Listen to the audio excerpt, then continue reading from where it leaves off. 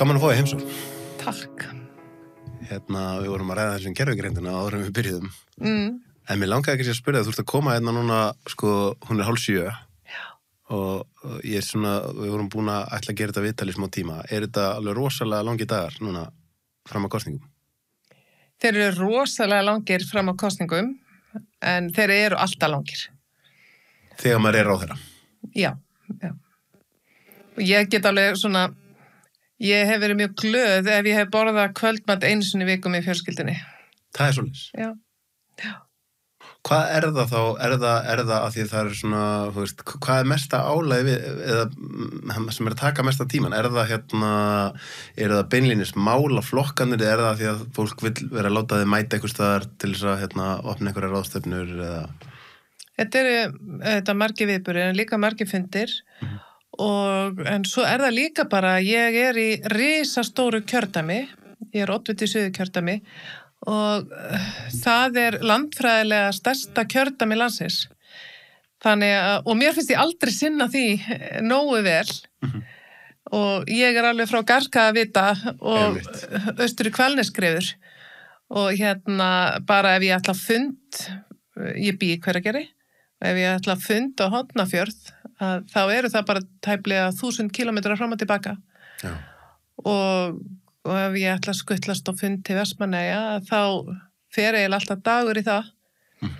Og í síðustu kosningabaráttu fyrir tæpum 4 árum, þá keyrði ég við 20.000 kilometra.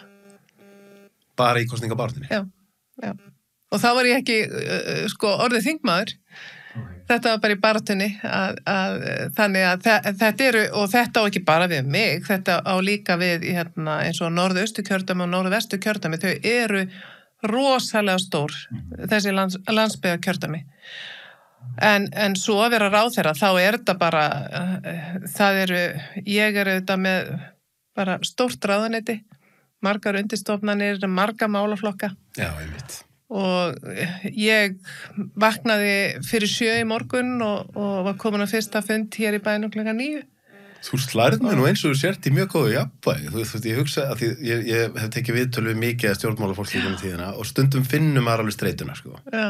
Þú slærið mig ekki eins og það sé mikið streita í þér, Nei, það er samt, ég finn inni mér, ég held ég sé ágætt sérfæði. En ég finn samt alveg inni mér núna, það er að byggjast upp svona aðeins stress, en það eru kosningarnar. Já. Það er bætast við allt, því að þó ég sé núna í starfsstjórn, þá er ég að stýra ráðuneyti. Og ríkisstjórnin er að funda og þannig að síðast ég var í kosningabaráttu, þá tók ég mig bara frí í þeirri vinnu sem ég var í og gat verið bara í marga vikur að þeysast þessa 20.000 kilometra kjördæmið. En núna þá hef ég skyldur hér í Reykjavík og þarf að sinna þeim, þannig að kosningabaráttan núna bætist við, þannig að hún verður svona auka álag. En það er alveg ofboðslega gaman í kosningabaráttu, þannig að það gefið þið líka orku. Og það sem ég bara elska að vera með fólki og innan fólk og ég gæti verið í kosningabaráttu 24/7, Já, maður reyndar hugsaði það mitt þegar maður er að horfa, nú eru náttúrulega nýafstaðanar forsetakosningarnir í Bandaríkjunum. Og þá hugsaði maður einmitt þolgæðin, þess að nú er búið að tala til þess að Donald Trump sé gamall, þolgæðin í manninum. Þú veist, bara eins og þegar hann var daginn í 3 klukkutíma viðtali hjá Joe Rogan og svo hann bara mættu beint til þess að tala fyrir fram að 30.000 manns í aðra 2 tíma og beint aftur á þessum aldri. En þá er það örugglega að þú ert að fá orku. Já, þú færð orku úr þessu. Frá fólki. Já, en ég samt, þetta er yfirnáttúrulegt í Bandaríkjunum, þú veist, yfir 50 fylki og þú ert að fara yfir tímabelti og ég skil ekki hvenær þau hafa sofið, Það er góða punktur. Og brjálu kyrtla í nokkra mánuði og ég var til dæmis það var nú handtekinn maður í Bandaríkjunum sem var talinn hafa ætlað að gera tilraun til að ráða Trump á dögum daginn. Og það var í nálægð við golfvöll og ég var svo hissa, ég var bara hvernig hefur Donald Trump tíma til að vera í golfi meiri kostinga, ég var eiginlega mest hissi við því. Þetta er þetta góða vinkill, ég hugsaði þetta ekki. Ég var bara, er hann bara í golfi? Ég hef aldrei verið í golf því vegna að það er svo mikið tíma, tekur svo mikið tíma. Já, golf er ekki, þú veist, nú er ég í fjallgöng á það er hægt að fara upp Úlfarshellu á rúmum klukkutíma, sko, með akstri. En golf, það er alveg 4-5 tíma prósess. Og ég hef aldrei farið í golf, mér finnst það aðeins svo mikið gauf, en ég fer líka, mér finnst gaman að ganga á fjall og ég nýt þeirra forréttinda að búa í Hveragerði þar sem ég er með alveg svona fjallahring í kringum mig. Já, þú býrði í Hveragerði? Já. Já, það er nú örugglega einhver hluti af því að ég upplifi ekki mikla streitið þér, sko, að það er náttúrulega leið og maður er komin inn út fyrir borgarmörkim. Já, þú er komin inn í myrkrið. Þá dempast allt niður og maður sefur betur. Bara í gærkvöldi, ég kom seint heim í gærkvöldi en ég fór samt og gekk 3 kilometra. Já, í myrkrinu, já. Ertu að nota hreyfingu til þess að því þú hugsa líka ykkur sem eru í stjórnmálum og tala nú um því sem eru ráðherrar mikið að gera, þú veist að þið hljótið að verða að vera með einhverja hluti til þess að svona jarðtengi einhver taka stressið út og allt þetta. Sko, ég ætla nú ekki að ljúga þið núna. Ég hef í gegnum tíðin að nota hreyfingu og sérstaklega náttúrunni kringum Hveragerði sem að mér finnst alveg stórkostleg og mjög nærandi. En eftir ég var ráðherra og bara eiginlega eftir ég fór á þing, þá hef ég svolítið mistökin. Ég ætla að viðurkenna það hér í þessu viðtali að því mér líður svo vel að ég sef minna og ég borða óreglulega og ég hreyfi mig mjög óreglulega og allt og lítið. En ég fer alltaf í göngu á sunnudögum, reyna að fara alltaf á sunnudagsmótnum upp á skífu sem við köllum, það eru 7,5 kilometrar fram og tilbaka, allt á fótinn. Ok. Upp á Kambabrún. Ok. Og ég er bara alltaf mjög glöð þegar ég fer upp á skífu og ég get það þá á þess að vera alveg nær döðalífi. Já, einmitt. Af því ég geri það bara einu sinni í viku sem ég reyndi kannski að gera 3 viku áður. En þú verður, og ég veit vel að ég þarf að taka mig á þannig. Já. En því ég er í starfi sem það sem ég get unnið endalaust og verkefninu er aldrei búin. Þannig að ég er löngu hætt að horfa á sjónvarp, ég horfi ekkert á sjónvarp. En þess að ég er bara alltaf að lesa einhverja skýrslur á kvöldin, svara tölvupóstum og ég sleppi aldrei vinni. Og ég þarf að, en ég á óbáslega góða fjölskyldu. Skilningsríka? Já, og líka stórfjölskyldu, ég á stórfjölskyldu í Hveragerði. Og þau næra mig líka mjög. Já. Og þau jarðtengja mig mjög. En hvernig sko, langaði þess að forrætnast aðeins að því við erum nú einmitt við erum svona minnst gaman að tala við eitthvað annað en þessar hluti sem þeir eru alltaf að tala í öllum viðtölum. Hvernig að mæta allt í einu og vera ráðherra? Já. Og þú veist, þú þarf vantilega bara að vera að setja þig inn í allt rosa hratt og áttaði á einhverjum undirstofnunum. Hvernig að vera í þessari stöðu? Bara á fyrsta degi að vera alltaf í orðin ráðherra og maður þarf að láta lítið út fyrir að maður vita allt og og einhvern veginn því ég hef oft hugsað þetta, ég hef hugsað bara ok, hvernig væri það fyrir mig ef ég myndi mæta og vera alltaf orðin ráðherra að því þú veist, það er einhvern veginn gerð krafum að því eigið að vera með svona, svo ég sletti svona appearance að þið séum allt á hreinu, sko. En það er náttúrulega ekki þannig, þið eru bara fólk, sko. Já. Sko, þetta átti sér náttúrulega aðdraganda hjá mér að eftir síðustu kosningar að þá ákvað Bjarni Benediktsson þegar að hann fór í ríkisstjórnarsamstarf með Framsókn og Vinstri grænum að ég og Jón Gunnarsson ættum að skipta á milli okkur þessi ráðuneyti. Alveg rétt. Og ég ætti að fara inn í ráðuneyti 18 mánuði liðnum, Jón ætti að byrja og ég hef alveg sagt það og verið ófeimin við að segja það. Ég gerði kröfu til ráðuneytis fyrst að flokkurinn minn var að fara að mynda ríkisstjórn vegna þess að ég bara skilaði mjög góðum árangri, næst besta árangri flokksins á landsvísu fyrir utan kjördæmi formannsins og líka þetta var í 3. sinn sem að Bjarni var að fara að mynda ríkisstjórn og í síðustu 2 ríkisstjórnum þar á undan hafði Suðurkjördæmi ekki fengið ráðherraembætti þrátt fyrir góðan árangur í kosningum og ég lofaði fólki þegar ég fór í prófkjör að ef þið kjósi mig að þá skal ég færa ykkur ráðuneyti. Hvernig gerir kröfu þú veist, aftur, svo maður sé aðeins að skipast á baku tjöldin. Hvernig er hægt að gera kröfu þú veist, og hvað ef að Bjarni hefði bara sagt við, nei, því miður, ég get bara, þetta verður ekki. Já. Hefði þá bara hættið það? Nei, þú ert þjóðkjörinn, þú ert búin að lofa fólki að vinna fyrir það. Já. Þannig að þú hleypur ekki frá þeirri ábyrgð.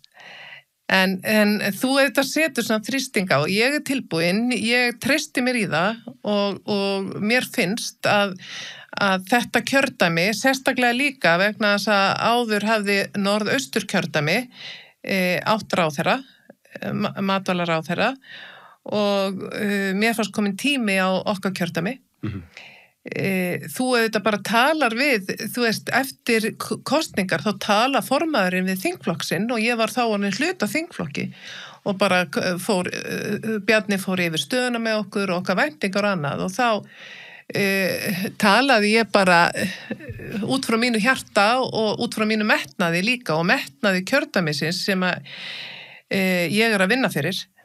Þannig að þegar ég segi ég gerði kröfu þá auðvitað lagði ég bara mikla áherslu á það í samtölu mínum við minn formann að ég teldi eðlilegt að Suðurkjördæmi myndi sitja í ríkisstjórn eða eiga ráðherra í ríkisstjórn. En svo var þetta niðurstaðan og ég var rosa fúl yfir því.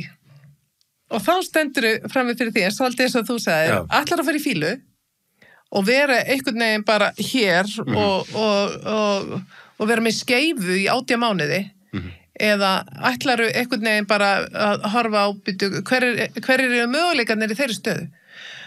Og ég bara sem betur fyrir þannig gerð að ég bara jákvæð manneski elsfari og ég var í fílu í smá stund og svo hristi ég það bara að mér og sá strax bara tækifæri því að kynnast þinginu vel. Ég tók að mér að vera formaður í efnahags- og viðskiptanefnd og það líka alveg bratt að vera nýr þingmaður og fara að stýra svo stórri nefnd eins og hún og mér þótti það mjög gaman en ég lagði mig líka fram að kynnast öllu þingmönnum og síðan þegar ég fer inn í ráðuneytið að þá auðvitað hafði það gert mig gott að kynnast í, skilur, hvernig þingi vinnur og kynnast öðrum þingmönnum. Ég vil meina að ég eigi bara í mjög góðum samskiptum við alla þingmenn. Það er engin þingmaður sem ég líkar ekki við og ég get held ég tekið upp síman bara hringt í alla og mér þótti gaman á þinginu. Þingið alveg ótrúlega staður, löggjafa samkoman og þar eru þetta allir með það eitt að markmið að láta gott að sér leiða. En leiðin að því markmiði, hún bara mismunandi. Maður hugsar þetta oft einmitt og maður hugsar oft að stundum verður umræðan svona, ég vil ekki að segja skítu, en nú verður svona pín einhvern veginn, það einhvern veginn verður að vera rosa mikið á móti og eitthvað.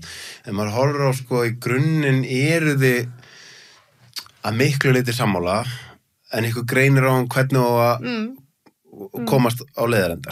Stundum eru við náttúrulega mjög ósammála. Já, það gerist líka. Og það eðlilegt. En svo ég klári líka, svo bara verður ráðherra. Og þessi tími sem ég var í þinginu, því ég vissi alltaf að það myndi styttast í að ég myndi taka við ráðherraembætti, að þá var ég ofta að hugsa, já, byrju, ég þarf að fara að undirbúa mig fyrir það að vera dómsmálaráðherra, ég ekki lögfræðingur, og ég fór á bókasafni og fekk mér lagarsafni, en svo bara horfði ég á þetta og ég sagði, já, ég veit ekki, ég held að ég sé ekki að fara að lesa þetta, ekki spjaldan á milli. Það ekkert þannig sem þú getur gert til að undirbúa því að koma inn í ráðuneyti. Núna ég búin að gera það einu sinni, og ég kom inn í mjög gott ráðuneyti, frábært starfsfólk, alveg frábært starfsfólk, þannig að þau eru líka búin að kenna mér helling og ég hef mitt stundulegt hugan að því, ef ég fæ tækifæri til að fara aftur inn í ráðuneyti og kannski annað ráðuneyti, að það á ég orðið svo mikla reynslu, skilurðu, að ég mun koma inn með allt öðrum hætti heldur en ég gerði fyrra.